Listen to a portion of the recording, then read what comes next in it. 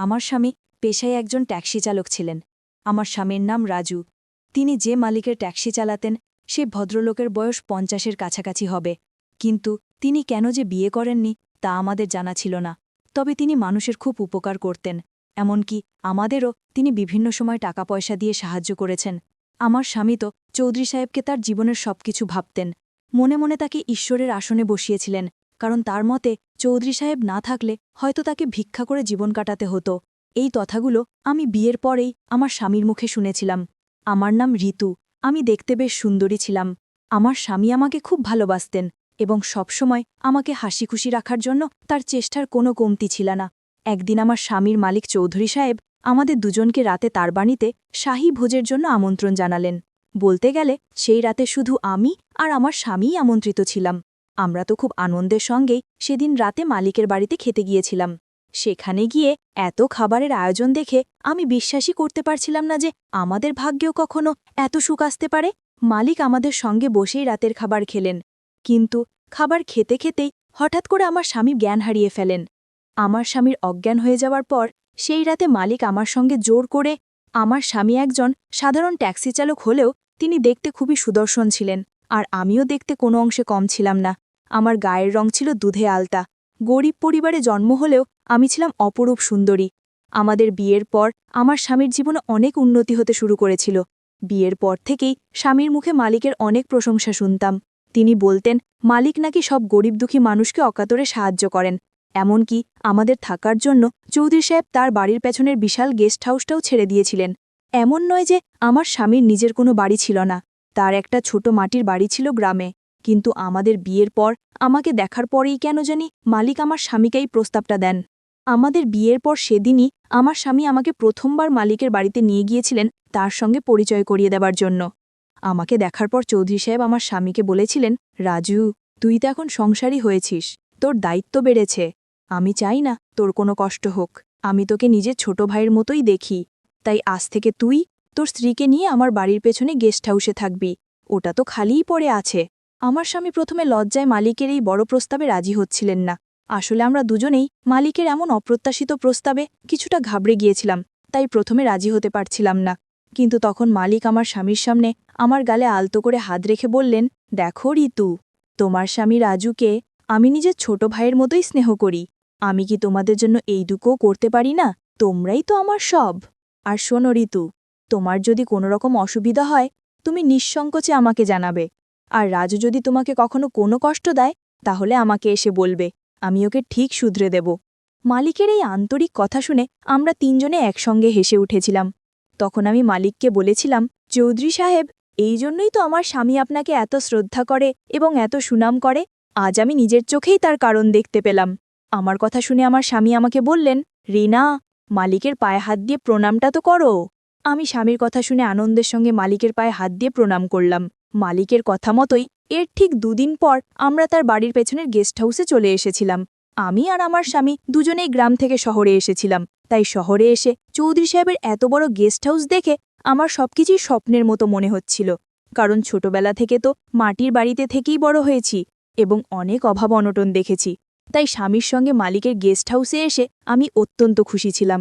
মালিকের বাড়িতে আসার পর আমার স্বামী আমাকে ভালোবেসে বলেছিলেন, দেখলে তো রিনা, আমি তোমাকে বলেছিলাম না যে বিয়ের পর আমি তোমাকে রানীর মতো করে রাখব। আর দেখো, আজ মালিকের দয়ায় আমরা কত বড় একটা বাড়িতে থাকার সুযোগ পেয়েছি। কিন্তু আমরা স্বপ্নেও ভাবতে পারিনি যে মালিকের এই সাহায্যের পেছনে অন্য কোনো উদ্দেশ্য ছিল।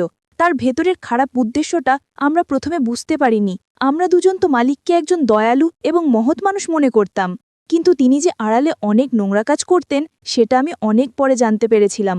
সেদিন আমরা দুজনে মিলে ভালো মন্দ রান্না করে একসঙ্গে খেলাম এবং খুব আনন্দ করলাম। এমনকি রাতে নিজে মালিক আমাদের সঙ্গে দেখা করতে এসেছিলেন। তিনি আমার মাথায় হাত বুলিয়ে জিজ্ঞেস করলেন আমাদের আর কিছুর প্রয়োজন আছে কিনা। তখন আমি মালিককে বললাম, মালিক, আমাদের আর কিছুই লাগবে না, আমরা প্রয়োজনের থেকেও অনেক বেশি পেয়েছি। আপনার এই দয়া আমরা কোনোদিন ভুলতে পারবো না। তারপর রাতে যখন আমরা খাওয়া দাওয়া শেষ করে ওপরের ঘরে ঘুমোতে গেলাম তখন হঠাৎ রাত 2টা নাগাদ মালিকের মূল বাড়ি থেকে একটা মেয়ের চিৎকার শুনতে পেলাম। কিন্তু বুঝতে পারছিলাম না এত রাতে কোনো মেয়ে মালিকের ঘরের ভেতরে কেন কাঁদছে, কারণ মালিকের বাড়িতে তো কেবল কাজের লোকেরাই ছিল এবং তার তো কোনো স্ত্রী ছিল না। তাহলে এত রাতে মালিকের ঘর থেকে কোনো মেয়ের কান্নার আওয়াজ কেন আসবে? মেয়েটির কান্নার আওয়াজ শুনে আমি আমার স্বামীকে জাগিয়ে বললাম যে মালিকের ঘর থেকে একটা মেয়ের কান্নার আওয়াজ আসছে।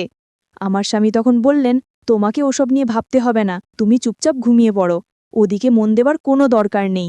স্বামীর কথা শুনে আর কিছু বলার ছিল না, তাই তার সঙ্গে আর তর্ক না করে আমি চুপচাপ শুয়ে পড়লাম। কিন্তু যতক্ষণ ওই মেয়েটির কান্নার আওয়াজ আমার কানে আসছিল ততক্ষণ আমি ঘুমোতে পারিনি। প্রায় আধ ঘন্টা পর মেয়েটির কান্নার আওয়াজ থেমে গেল। আমি কিছুই বুঝতে পারছিলাম না যে মালিকের বাড়ির ভেতরে আসলে কি হচ্ছে। সেদিন সারারাত এই কথাগুলো ভাবতে ভাবতেই কেটে গেল। আমি এক মুহূর্তের জন্য ঘুমোতে পারিনি। এইভাবে প্রত্যেক রাতেই আমি মেয়েদের কান্নার আওয়াজ শুনতে পেতাম, আর আমার স্বামীকে যখনই এই বিষয়ে কিছু বলতাম সে আমার কথার কোনো গুরুত্ব না দিয়ে ঘুমিয়ে পড়ত। এইভাবে কিছুদিন চলার পর সেদিন রাতেও যখন আমি মালিকের ঘর থেকে একটি মেয়ের কান্নার আওয়াজ শুনতে পেলাম, তখন আমি আর থাকতে না পেরে বিছানা থেকে উঠে নিজের ঘর থেকে বেরোতে যাচ্ছিলাম। ঠিক তখনই আমার স্বামী তার বিছানা থেকে উঠে আমার হাত ধরে আটকালো আর বলল, এত রাতে তুমি কোথায় যাচ্ছ? আমি তখন স্বামীর ওপর রেগে গিয়ে বললাম, আজ আমি মালিকের ঘরের ভেতরে গিয়ে দেখে আসব যে কে কাঁদছে এবং কেন কাঁদছে, কারণ আমি প্রত্যেক রাতে মেয়েদের কান্নার আওয়াজ শুনি, আর সেই কান্নার শব্দে আমার সারারাত ঘুম আসে না। আমার স্বামী তখন আমার হাত ধরে বলল, রিনা, আমি তোমাকে কতবার বলেছি এসব ব্যাপারে বা এসব ঝামেলার মধ্যে পড়তে যেও না। আমি তখন স্বামীকে জিজ্ঞেস করলাম, তার মানে তুমি সবকিছুই জানো? তুমি জানো যে প্রত্যেক রাতে মালিকের ঘর থেকে মেয়েদের কান্নার আওয়াজ আসে এবং কেন আসে? মালিকের ঘর থেকে মেয়েদের কান্নার আওয়াজ কেন আসে তা আমি বলতে পারবো না, কিন্তু আমি অনেক আগেই পাড়ার কিছু মেয়েকে মালিকের ঘরের ভেতরে যেতে দেখেছি। আমি জানি না তারা মাঝরাতে মালিকের ঘরের ভেতরে কেন যায়। এই ব্যাপারে আমি কোনোদিন মালিককে কিছু জিজ্ঞেসও করিনি, কারণ আমার সাহস হয়নি, আর আমি এসব ঝামেলার মধ্যে থাকতেও চাই না। মালিক রোজই আমাদের সঙ্গে দেখা করতে আসতেন। এইভাবে প্রায় 7 দিন কেটে যাবার পর সেদিন দুপুরে যখন মালিক আমার সঙ্গে দেখা করতে এসেছিলেন, তখন আমি আর থাকতে না পেরে তাকে জিজ্ঞেসই করেই ফেললাম, মালিক, আমি কিন্তু প্রত্যেক রাতে আপনার ঘরের ভেতর থেকে মেয়েদের কান্নার আওয়াজ শুনতে পাই। মালিক তখন আমার দিকে তাকিয়ে একটা রহস্যময় হাসি হেসে আমার কাছে এগিয়ে এসে আমার মাথায় হাত বুলিয়ে বললেন, এইটা তোমার মনের ভুল রিনা, আমার ঘর থেকে কেন কোনো মেয়ের কান্নার আওয়াজ আসবে? এই কথা বলে মালিক আর বিশেষ কিছু না বলে আমার ঘর থেকে বেরিয়ে চলে গেলেন। কিন্তু সেদিন আমি মনে মনে ঠিকই করে নিয়েছিলাম যে অনেক হয়েছে, এবার আমি নিজের চোখে দেখব যে প্রত্যেক রাতে মাঝরাতে মালিকের ঘর থেকে মেয়েদের কান্নার আওয়াজ কেন আসে। তাই সেদিন সবার চোখের আড়ালে লুকিয়ে মালিকের ঘরের ভেতরে ঢুকে পড়লাম এবং খাটের তলায় লুকিয়ে রইলাম। তারপর মাঝরাতে আমি নিজের চোখে যা দেখলাম তাতে আমার পায়ের তলার মাটিটাই যেন সরে গেল।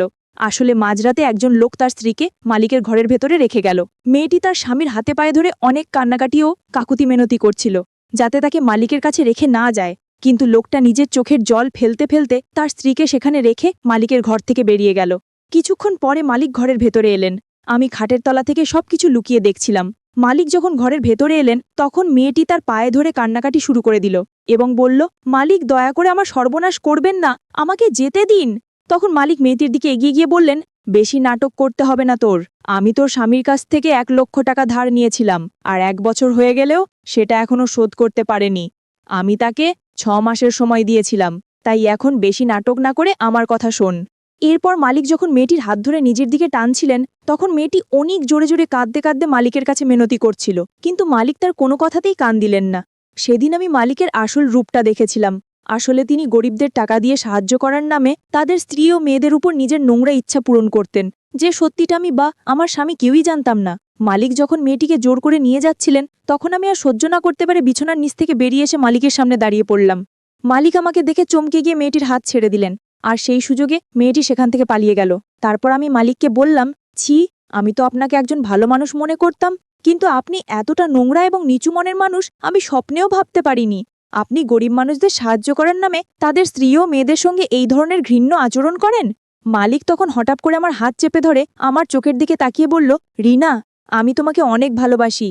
যেদিন থেকে তোমাকে দেখেছি সেদিন থেকে আমি তোমার জন্য পাগল হয়ে গেছি। আমি সারাদিন শুধু তোমার কথাই ভাবি। তুমি ওই চালক বিপ্লবকে ছেড়ে দিয়ে আমার কাছে চলে এসো। আমি তোমাকে রানীর মতো করে রাখব। আমি তোমার ছাড়া থাকতে পারছি না। আমি তোমাকে কাছে পেতে চাই। মালিকের মুখ থেকে এসব নোংরা কথা শুনে আমার মাথায় যেন আকাশ ভেঙে পড়ল। আমি তখন রেগে গিয়ে আমার হাতটা মালিকের হাত থেকে এক ঝটকায় ছাড়িয়ে নিয়ে বললাম, আমার স্বামী যেমন আপনাকে বড় ভাইয়ের মতন মনে করত আমিও ঠিক সেই রকমই শ্রদ্ধা করতাম, কিন্তু আপনার মনে আমার প্রতি এত নোংরা চিন্তাভাবনা ছিল সেটা আমি ভাবতেও পারিনি। আর একটা কথা শুনে রাখুন, আমার স্বামী একজন সাধারণ চালক হলেও তিনি একজন সৎ মানুষ। তিনি আমাকে অনেক ভালোবাসেন এবং আমাকে রানীর মতনই রেখেছেন। আপনার ব্যাপারে সবকিছু জানার পর আমি আর এক মুহূর্তও এখানে থাকতে চাই না। আমি কাল সকালেই আমার স্বামীর সঙ্গে আমাদের গ্রামের বাড়িতে চলে যাব। দরকার নেই আমার আপনার মতন মানুষের সাহায্য বা টাকা পয়সার। এই কথা বলে যখন আমি ঘর থেকে বেরিয়ে যেতে যাচ্ছিলাম তখন মালিক আমার হাত ধরে বললেন, তুমি আমাকে কোথাও যেতে দেবে না, তুমি শুধু আমার। আমি যখন মালিককে আমার হাত ছেড়ে দিতে বললাম তখন তিনি বললেন, তুমি যখন আমার ব্যাপারে সবকিছু জেনেই গেছো তাহলে এটাও জেনে রাখো যে আমি যেদিন প্রথম তোমাকে দেখেছিলাম সেদিনই মনে মনে ঠিক করে নিয়েছিলাম যে তোমাকে আমি নিজের করে পাবই।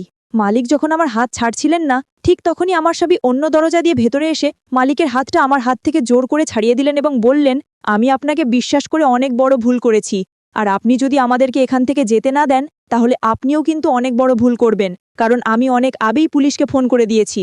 পুলিশের কথা শুনে ভয় পেয়ে আমার হাতটা ছেড়ে দিয়ে আমার স্বামীকে বললেন, তোকে আমি 50 লক্ষ টাকা দেব যদি তুই তোর স্ত্রীকে আমার কাছে রেখে যাস।